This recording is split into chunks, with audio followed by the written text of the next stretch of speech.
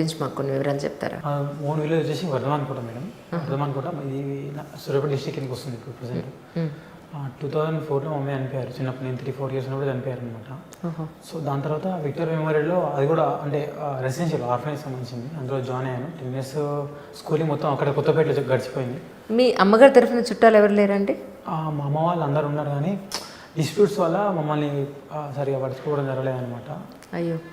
So దాని తర్వాత Victoria memorial స్కూల్లో నేను 10th స్కూలింగ్ కంప్లీట్ చేసుకున్నాను. దాని తర్వాత నేను సమ్మర్లో ఇంటికి వెళ్ళిపోయాను అనమాట.